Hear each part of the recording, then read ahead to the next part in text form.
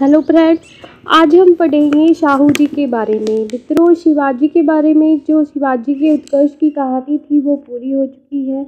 और मित्रों, मराठों के उत्कर्ष के अंतर्गत आज हम शिवाजी के उत्तराधिकारियों में मित्रों हम संभाजी के बारे में जान चुके थे, ताराबाई के बारे में हम पढ़ रहे थे और राजा राम के बारे में भी हम जान चुके थे। मित्रों, शिवाजी के उत्तराधिकारियों में आज हम जानेंगे शाहू जी के बारे में। मित्रों, शाहू जी का जो शासन काल है वो 1707 से लेकर 1749 तक रहता है। मित्रों, राजा राम की मृत्यु के बाद जब ताराबाई ने अपने पुत्र शिवाजी द्वितीय को शासक बना दिया और इसकी संरक्षिका बनी और शासन की बागडोर अपने हाथ में लेकर शासन करने लगी। लेकिन ताराबाई जो थी उसने जब शाहू मुगलों की कैद से छूटकर आते हैं 1707 में, तो ताराबाई क्या करती है कि इनको छत्रपति मानने से इनकार कर देती है। इसी कारण इन दोनों के मध्य मित्रों युद्ध होता है, खेड़ा का युद्ध। अब खेड़ा के युद्ध में क्या होता है कि ताराबाई की हार हो जाती है और शाहू जी जो होते हैं उनकी जीत हो जाती है। इसी कारण मित्रों क्या होते हैं कि ताराबाई जो है वो अब कोल्हापुर को अपनी राजधानी बनाकर कोल्हापुर में रहने लगती है, कोल्हापुर का शासन संभालती है और ताराबाई जो होती है वो कोल्हापुर जाकर रहने लगती है। शाहू जो होती है मित्रों, इनका 1708 में सतारा में राज्याभिषेक किया जाता है और शाहू जी द्वारा ही मित्रों जो मराठा शासन व्यवस्था थी उसमें एक नया पद जोड़ा जाता है जिसे सेना करते का पद कहते हैं। मित्रों, ये बहुत ही विशेष पद था। आगे जाकर ये जो पद है इसकी शासन में प्रमुख भूमिका हो जाती है। ये यूँ कहे कि मराठा प्रशासन का सेना करते का जो पद है वो सर्वा सर्वे हो जाता है। मित्रों, इस पद पर सेना करते के पद पर मित्रों बालाजी विश्वनाथन को बिठाया गया। बालाजी विश्वनाथ पर शाहू को अपार विश्वास था। ये एक ब्राह्मण थे, ब्राह्मण जाति से संबंधित थे। और मित्रों, राजा राम की इसी दौरान हम देखते हैं कि राजा राम की दूसरी पत्नी जिसका नाम होता है राजसबाई, पहली पत्नी का नाम ताराबाई जिसका पुत्र था शिवाजी द्वितीय, ये शिवाजी द्वितीय को शासक बनाना चाहती थी। इनकी ही राजा राम की एक दूसरी पत्नी होती है जिसका नाम होता है राजसबाई। मित्रों, ये जो राजसबाई है इसके एक पुत्र होता है जिसका नाम होता है संभाजी द्वितीय। मित्रों, नाम को लेकर आप कंफ्यूज ना हो। ये संभाजी जो है ये संभाजी द्वितीय जो है राजसबाई के पुत्र हैं और वो पहले जो हमने संभाजी पढ़े वो शिवाजी के पुत्र थे। मित्रों, संभाजी जो द्वितीय है ये कोल्हापुर पर अधिकार करना चाहते हैं। संभाजी द्वितीय किसके पुत्र होते हैं? राजसबाई के। किसके पुत्र? राजसबाई के पुत्र होते हैं और ये क्या चाहते हैं? कोल्हापुर पर अधिकार करना चाहते हैं। अब बताइए मित्रों, कोल्हापुर में किसका शासन होता है? अभी मैंने आपको बताया कि कोल्हापुर में ताराबाई का शासन होता है, ताराबाई और उनके पुत्र शिवाजी द्वितीय का। अब क्या होता है कि कोल्हापुर पर अधिकार कर लिया संभाजी ने। मित्रों, संभाजी को शंभू जी भी कहा जाता है, शंभू जी द्वितीय। अब इन्होंने क्या किया कि कोल्हापुर पर अधिकार कर लिया और मित्रों फिर क्या करते हैं ये अब शाहू जी का जो शासन है उसको भी हथियाना चाहते हैं। तो इसके लिए क्या करते हैं, हैदराबाद का एक निजाम होता है, हैदराबाद में निजाम का शासन होता है, उसके साथ मिल जाते हैं। हैदराबाद के निजाम के साथ मिलकर और छत्रपति के खिलाफ यानी शाहू जी के खिलाफ षड्यंत्र रचते हैं। इस बात का जो बाजीराव प्रथम के काल में मित्रों ये षड्यंत्र रचा जाता है और इसके जो षड्यंत्र इन्होंने रचा था संभाजी द्वितीय ने, और इसके विरोध में बाजीराव जो प्रथम है इन पर आक्रमण करने के लिए तैयार हो जाते हैं।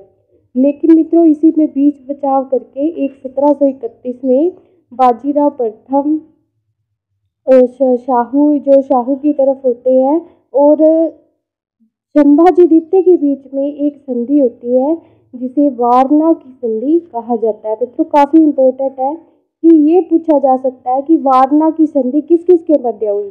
तो मित्रों, वारणा की संधि जो है वो शाहू और संभाजी द्वितीय के मध्य होती है और ये बाजीराव प्रथम के काल में होती है 1731 में। क्यों होती है मित्रों? इसमें क्या होता है कि जो कोल्हापुर है और सतारा के बीच जो संघर्ष चल रहा होता है, यानी कि कोल्हापुर में तो जैसे संभाजी द्वितीय अधिकार कर लेते हैं ताराबाई के शासन पर, और मित्रों इधर जो है सतारा में जो शाहू जी होते हैं उस पर उसके शासन पर भी ये संभाजी द्वितीय अधिकार करना चाहते हैं। तो एक झगड़ा सा इनके मध्य छिड़ जाता है, एक युद्ध सा छिड़ जाता है शाहू जी और संभाजी द्वितीय के मध्य। तो ये वारना की संधि द्वारा जो 1731 में होती है बाजीराव प्रथम के काल में, ये झगड़ा जो है समाप्त हो जाता है।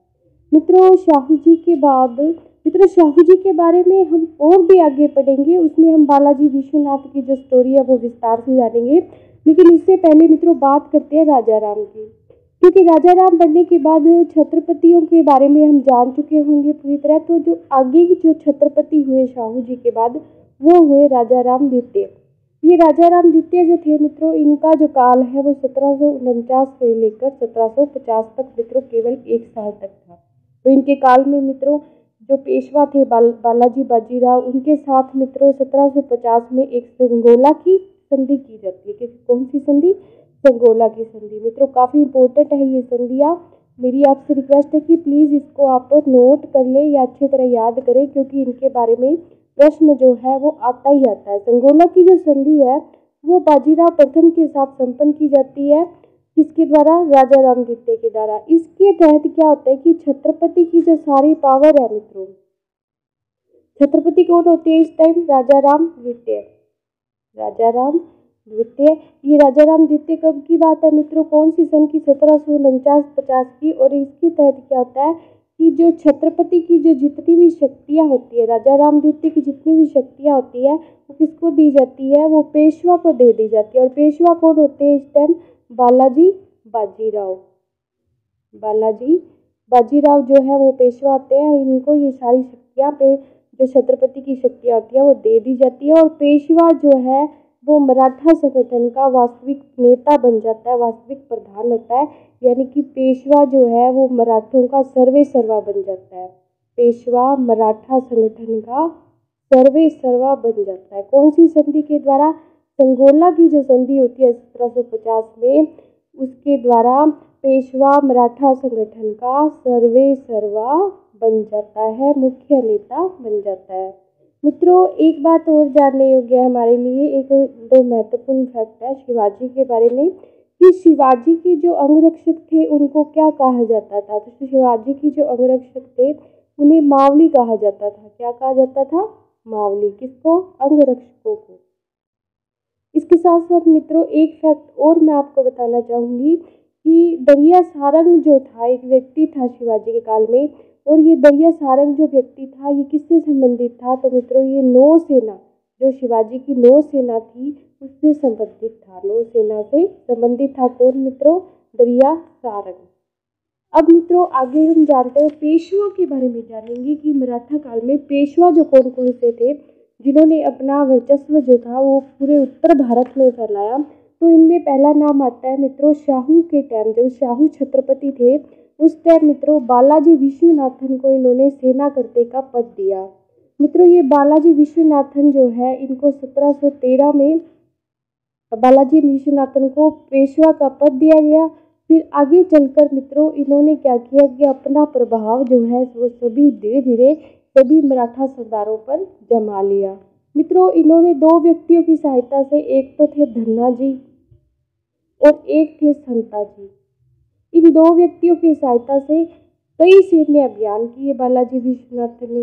मित्रों बालाजी विश्वनाथन ने 1719 की बात है कि इस टाइम में मुगल जो दरबार था उसमें जो मुगल दरबार था इसमें दो व्यक्ति, एक हुसैन कुली खां और एक इसका भाई था। मित्रों इन दो व्यक्तियों का मुगल दरबार में वर्चस्व था, यानी कि ये सैयद बंधु कहलाते थे। ये दो भाई हुसैन अली खां और इसका एक भाई और था।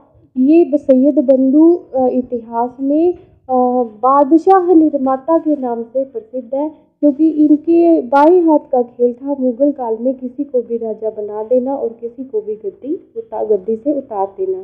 मित्रों हम जानते हैं अच्छी तरह कि 1707 में जब औरंगजेब की मृत्यु हो गई तो मुगल जो साम्राज्य था वो एक तरह से लड़खड़ा गया, यानी कि कमज़ोर होता गया दिन ब दिन।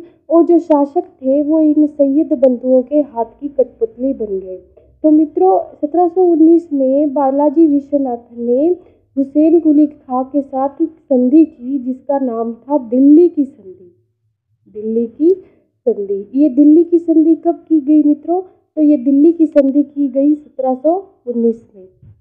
इस संधि के दौरान क्या क्या बातें मित्रों फिक्स की गई कि पहली बात तो ये कि एक इतिहासकार हुए हैं जिनका नाम है रिचर्ड टेम्पल।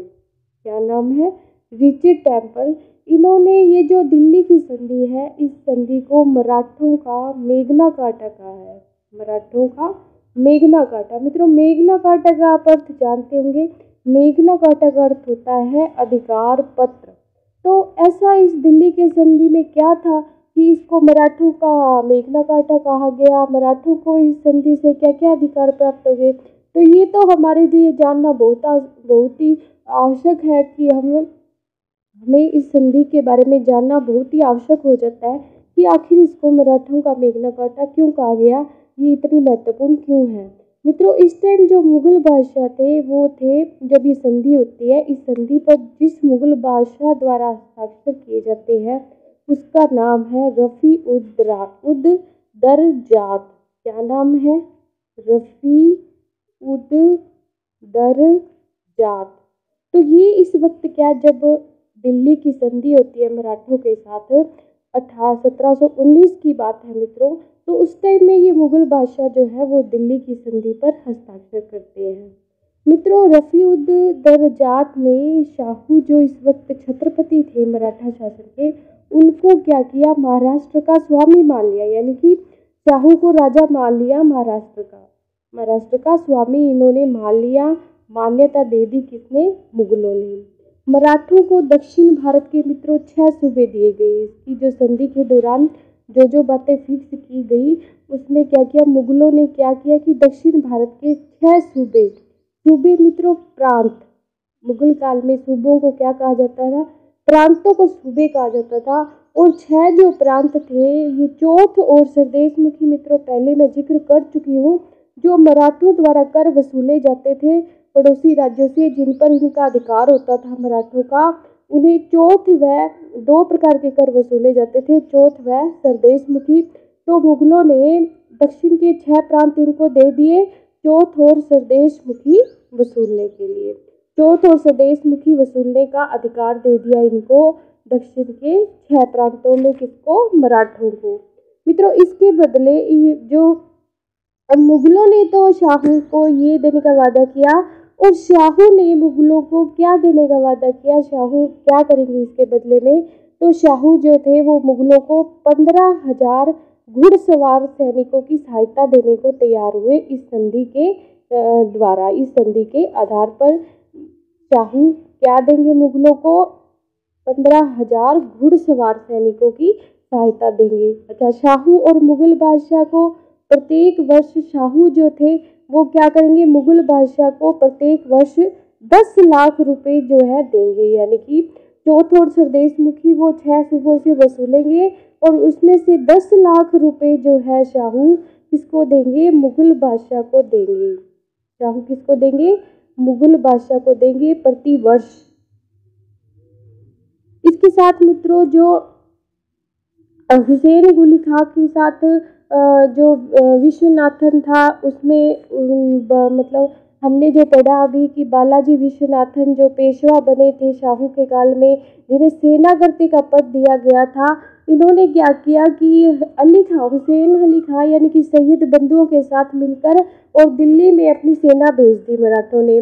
और मित्रों इस वक्त जो शासक था मित्रों, जब इन्होंने सेना भेजी मराठों ने, तो फर्रुखसियर जो था वो दिल्ली का शासक था।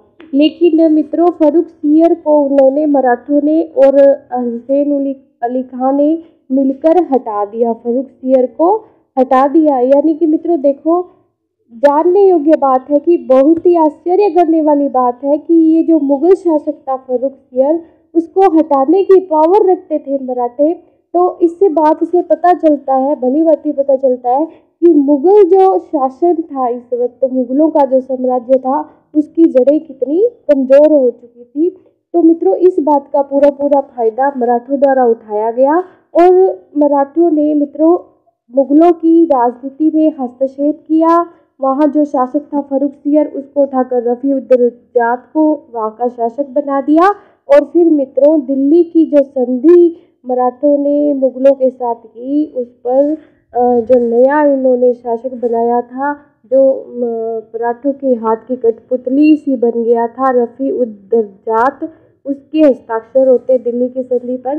तो इस तरह मित्रों यहाँ पर दो बातें हमारे सामने उभर कर आती है कि एक तो केंद्र में जो मुगल सत्ता थी, इस टाइम में बिल्कुल कमज़ोर हो चुकी थी। मुगल सत्ता क्या हो चुकी थी? कमज़ोर हो चुकी थी। और मराठों का जो वर्चस्व था वो भारत में बढ़ता जा रहा था, यानी कि इस वक्त जो मराठा जो शक्ति थी वो अपने वर्चस्व पर थी। तो मित्रों ये थी बालाजी विश्वनाथन के टाइम में क्या क्या महत्वपूर्ण कार्य हुए। अब हम जानते हैं बाजीराव प्रथम। मित्रों ये बाजीराव प्रथम जो थे, इनका अगर हम टाइम पीरियड देखें तो 1720 से लेकर 1740, 20 साल तक इन्होंने मराठों की जो मतलब साम्राज्य था उसको पेशवा के पद से संभाला। मित्रों बाजीराव प्रथम जो थे, इनको लड़ाकू पेशवा भी कहा जाता था, लड़ाकू पेशवा। मित्रों बाजीराव प्रथम जो थे वो बालाजी विश्वनाथन के पुत्र थे। और इनके अपने पिता की मृत्यु के बाद इन्होंने पेशवा साम्राज्य की बागडोर को अपने हाथ में लिया। बाजीराव प्रथम कहा करते थे कि मुगल साम्राज्य रूपी जो वृक्ष है, उसकी जड़ें इतनी कमज़ोर हो चुकी है कि इसके तने पर हमें प्रहार करना चाहिए, और जिससे क्या है कि ये अपने आप ही गिर जाएगा। यानी कि इनको भली भांति इस बात का पता था कि मुगल साम्राज्य की जो जड़ें हैं वे कमज़ोर हो चुकी हैं और उन पर सिर्फ एक प्रहार की आवश्यकता है। मित्रों एक प्रहार से ही ये जो वृक्ष है वो अपने आप ही गिर जाएगा। इन्होंने मित्रों शिवाजी की तरह हिंदू पादशाही का प्रचार किया। यानी कि ये प्रश्न यहाँ से सीधा सीधा बनता है कि शिवाजी के बाद वो कौन से पेशवा थे जिन्होंने मराठा साम्राज्य में हिंदू पादशाही का प्रचार किया।